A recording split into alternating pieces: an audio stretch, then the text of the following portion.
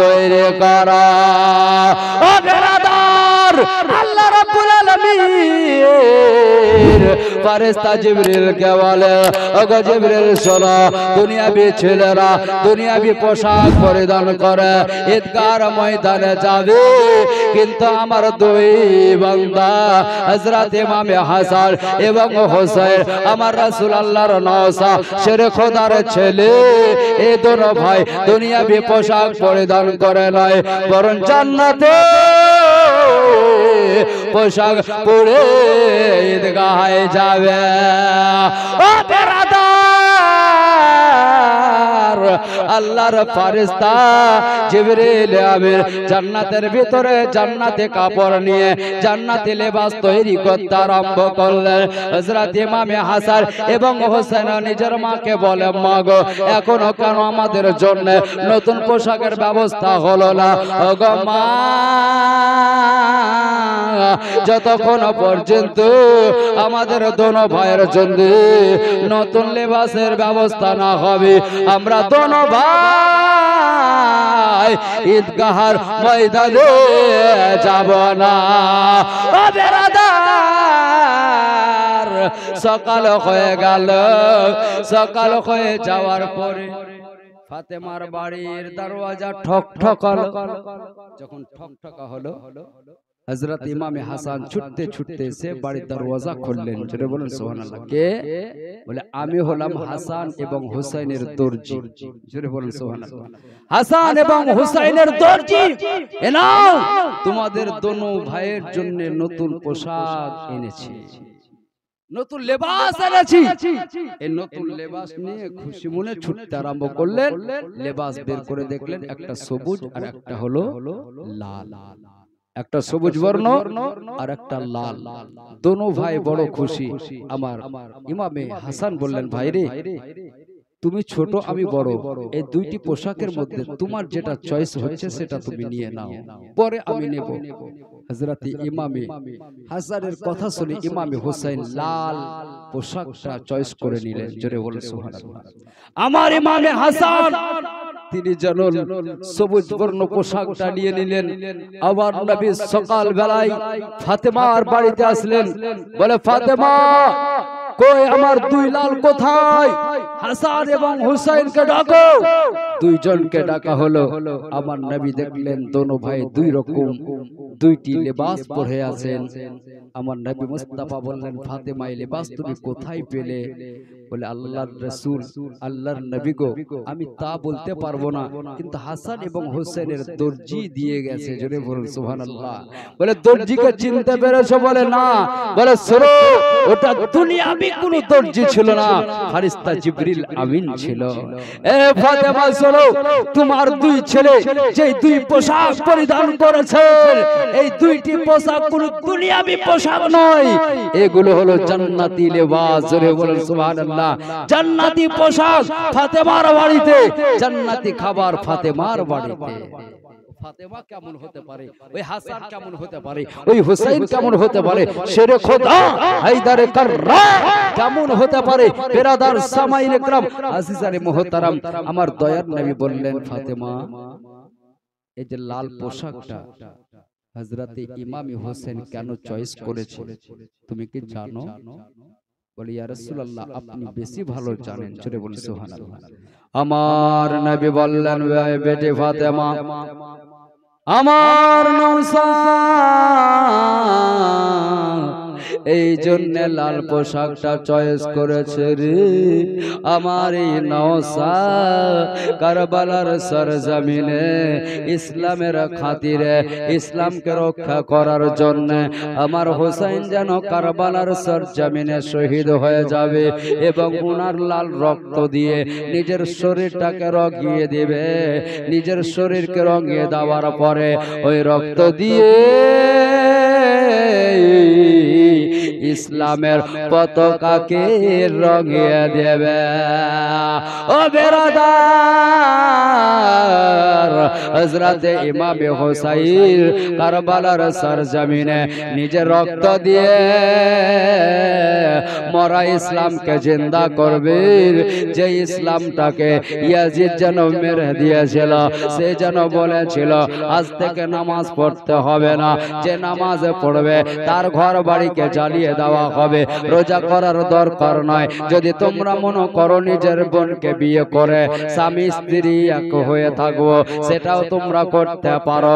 এত বড় বড় ঘৃণা কথা বলেছিল আমার হোসেন। দেখলে আজকে যদি আমি ইয়াজিদকে সমর্থন করে নাই, তাহলে ইসলামের 12টা বেজে যাবে। আমার নানা জানের ধর্ম শেষ হয়ে যাবে। হযরত ইমাম হোসেন রাদিয়াল্লাহু তাআলা আনহু আমার নবী মুস্তাফা সাল্লাল্লাহু আলাইহি ওয়াসাল্লাম তিনি যেন বললেন আমার হোসেন মরা ইসলামকে জিন্দা করবে গো। ইসলামের খাতিরে নিজের জীবনটা কারবালার প্রান্তরে দেওয়ার পরে নিজের রক্ততে পুরো শরীরকে লাল রঙে যেন রঙিয়ে দেবে। এই জন্য ইমাম হোসেন লাল পোশাকটা তিনি পছন্দ করেছেন। আর ইমামে হাসান সবুজ রঙের লিবাসটা পছন্দ কেন করেছেন এটাকে তুমি জানো? হযরতে ফাতেমা বললেন ইয়া রাসূলুল্লাহ, আপনি বেশি ভালো জানেন। আমার নবী বলেন ওগো ফাতেমা শোনো গো, আমার ইমামে হাসান কি আমার উম্মতের মধ্যে তিনাকে যেন বিষ পান করিয়ে দেবে। বিষ পান করিয়ে দেওয়ার পরে আমার নাওসা ইমামে হাসান তিনি শহীদ হয়ে যাবে। শহীদ হয়ে পুরো শরীর সবুজ বর্ণ হয়ে যাবে। এই জন্য ইমামে হাসান সবুজ বর্ণের পোশাক গ্রহণ করেছে। হযরত ইমাম হাসান রাদিয়াল্লাহু তাআলা আনহুর ব্যাপারে অনেকে বলেন তিনি বিষ পান করে শহীদ হয়েছেন। নাউজুবিল্লাহ, তিনি বিষ পান করে শহীদ হননি, বরং বিষ পান করিয়েছে। বিষ পান করে শহীদ হওয়া যায় না, আত্মহত্যা হওয়া যায়। বেরাদার, আত্মহত্যা করা যায় কিন্তু শহীদ নয়। তিনি বিষ পান করে শহীদ নয়, বরং ওনাকে বিষ পান করা হয়েছে, তারপরে উনি শহীদ হয়েছে। বেরাদার সামাইন ইকরাম, এই হযরত ইমামে হাসান এবং হোসেন দোনো ভাই ইসলামের স্বার্থে, ইসলামের খাতিরে আপনার আমার ঈমানকে রক্ষা করার জন্য দুই ভাই শহীদ হয়ে গেছে। এমনকি বড় বড় যুদ্ধ হয়েছে ইসলামকে রক্ষা করার জন্য।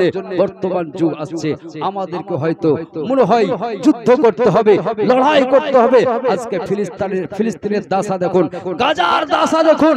বেরাদার, হাজার হাজার ফিলিস্তিনের মুসলমান মারা গিয়েছে, হাজার হাজার গাজার মুসলমান মারা গিয়েছে। ছোট ছোট বাচ্চারা মা মা করে রাস্তায় রাস্তায় ছুটে বেড়াচ্ছে।